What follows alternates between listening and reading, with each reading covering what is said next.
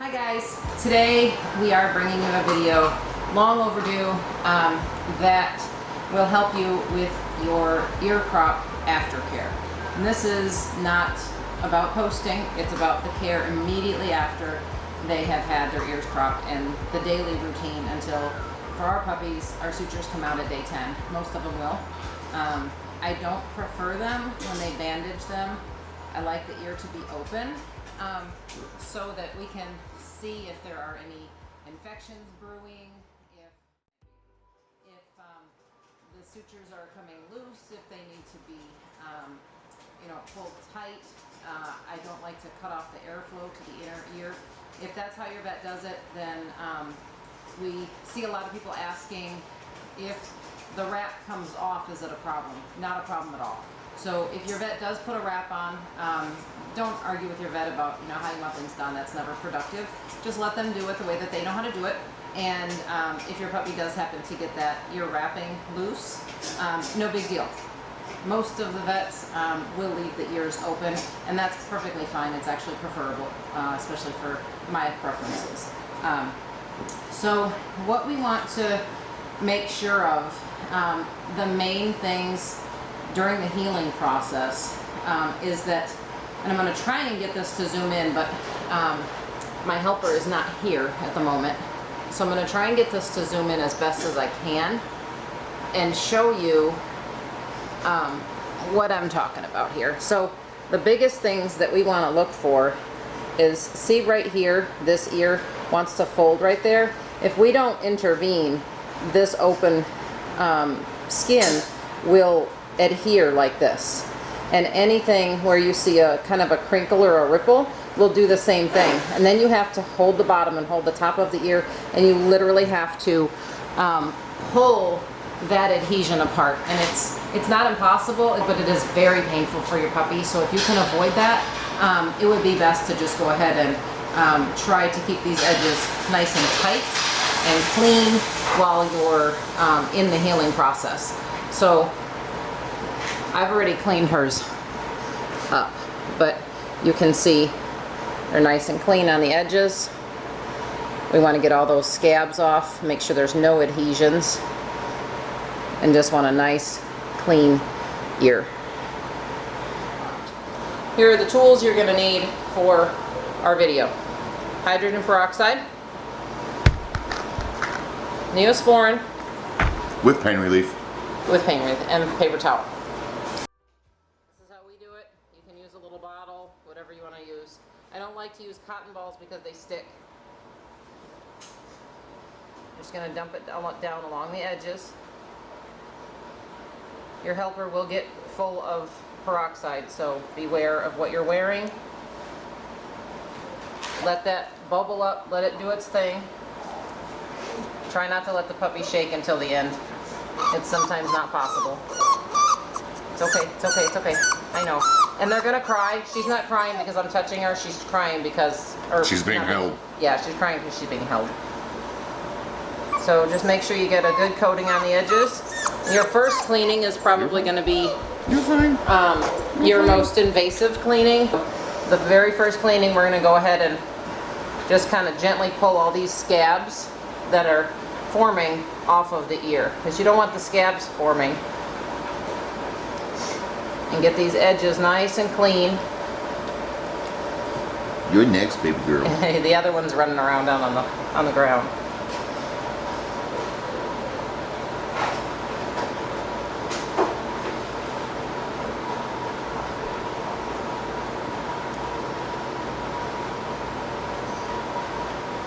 Okay, after they're clean, get out your Neosporin.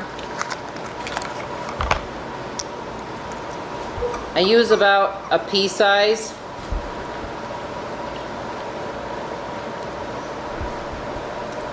On each. It's not wanting to focus, but you can see it. And take this and put it all along the edge of the ear.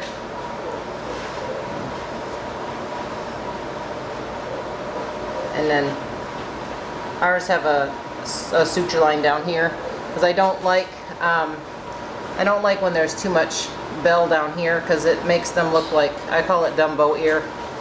So this is the crop we have done for our dogs, and it's just got a little shape to it. Makes them look a little bit, I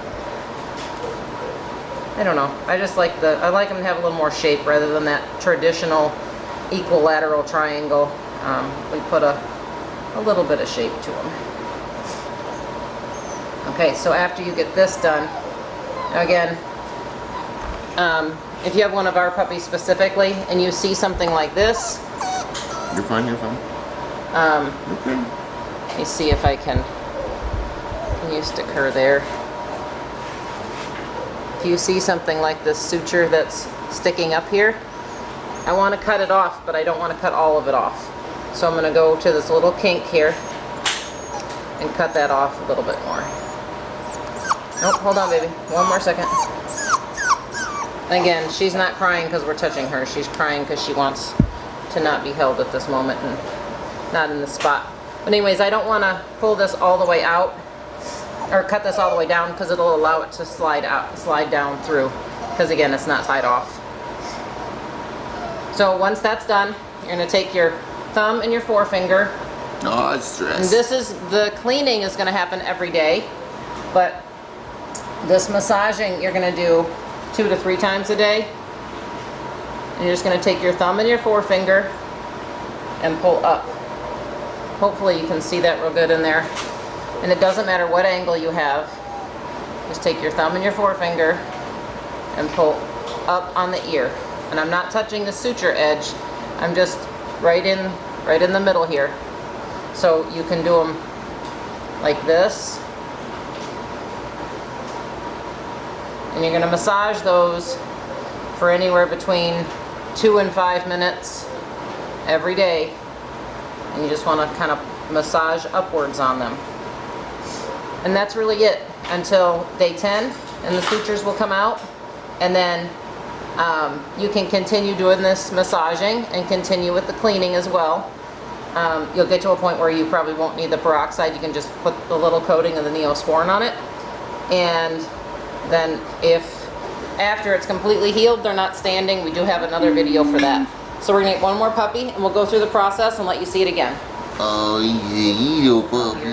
I wanted to give you also a visual of the different things that happen with the ears as they're healing, and it's okay to see this. Hopefully you can see this ear is flopping down while this ear is trying to fold over on top of her head.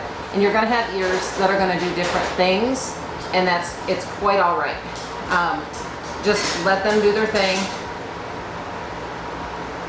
The massaging is gonna help with that. I put the peroxide in the cap and just kind of gently pour it down. They are gonna try and shake. Try not to get it down in the ear canal. If it goes in there, it's not really the end of the world, but we don't wanna really pour it down in there. So you'll see that I kind of put my thumb in here sometimes if they're trying to move a lot. But as soon as you let them go, just let them shake that out so that if you've gotten any down in their ear canal, it will come out. Say the word, say the word. Fresh paper towel. We're just gonna take, look that way, baby.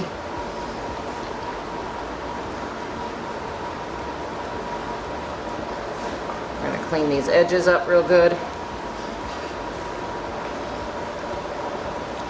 And they really don't, you know, for how much people complain about the ear cropping, the puppies really don't care too much that you're messing with them.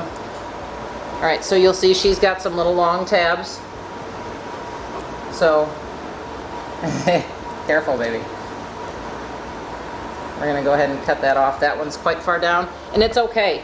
Can you see how this one kind of broke open here?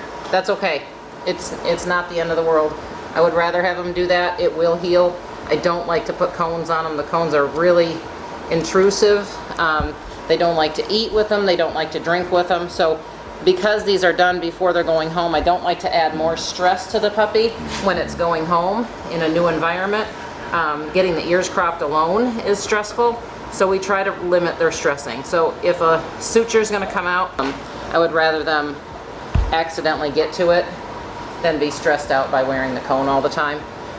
You can get those little rubber blow-up ones that go around the neck, We have one, but it's much too big for me to show you on her.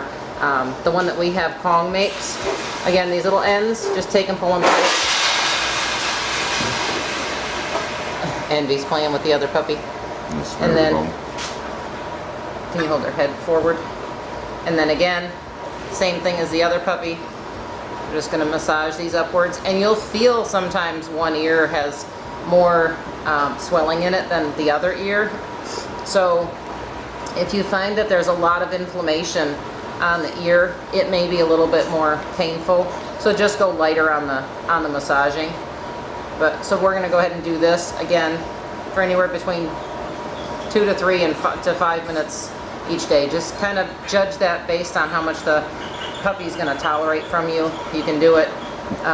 She's tolerating it really well. For 2 minutes, 3 times a day. You can do it for 5 minutes, twice a day. Just kind of do your own thing with it. Just be sure to do it. Yeah, just be sure. A lot of people have questions about the ear aftercare, and I know that many of the families just want to do what's best for their puppies, and they don't want to hurt them. So if you can, please like the video, share it in any of the groups you might be in, so that it can help everyone have a little bit more confidence in what they're doing for their puppies, and that they're doing the right thing. And that some of the problems that they may see, you know, if, like we talked about, if a suture comes loose and the edge kind of breaks open, it's okay. Now, if you happen to see pus developing, if they're obsessively scratching at it, sometimes that does mean that there's an infection brewing. Typically, the peroxide will take care of any infections that are trying to take hold of the ear. But if you happen to get an ear that really isn't responding to that, you may need to talk to your vet about getting an antibiotic, and it'll clear right up. So other than that, there's not really a ton of complications that happen with them. Like I said, you can order that Kong blow-up collar, but I personally absolutely hate the cones. I will not put a cone on a puppy, especially for me, because I usually have more than one puppy together, and it's really unproductive. But even so, it's really not that hard. It's a pretty simple process. It's once a day. You're going to do that for 10 days until the sutures are removed. Thanks for watching, guys. Please subscribe if you don't already. Thank you so much for all of you who are already subscribed and watch our videos, and the positive feedback we're getting from the educational videos. We're super happy to bring to you experience. We've been in the breed for 15 years. So we're really, really happy to be able to bring to you some opinions and some insight, some tips and tricks from someone who owns more than one Corso. You know, sometimes people want to be an expert, and all they have is one dog. So they really have to rely on that experience of that one dog, which is fine if you're doing, you know, living with a Corso and just kind of the different challenges they as individuals have overcome. But when trying to educate on the breed, someone in that position kind of has to Google things and just kind of regurgitate what Google says. And it's not, a lot of the information on the breed that you'll find with Google is not necessarily the most accurate. So we're hoping that we can bring a fresh perspective, and someone who, you know, we maintain 15 plus Corsos all the time. All different ages, all different sizes, all different types of temperaments. You know, some of them are happy to get along with others, and others are a little bit more challenging. So we have a lot of fun stuff that we'd like to share with you. And I hope that you really enjoy kind of a little bit of a different perspective of someone who's really been in the breed for quite a long time. And we still don't know everything. My goodness, never stop learning, guys. Always keep learning. There's always someone who, I even tell our pet families, there might be something that you do with your puppy that you say, oh wow, that worked really, really well. And it's just a real simple trick that maybe someone who's been in the breed for 25 years has never even thought of. So never be ashamed to tell people about the tips and tricks that you've learned along the way, because if it worked for you, it might work for somebody else. So again, thank you all for your support. I can't tell you how much it means to us, and it gives us the motivation to do more videos.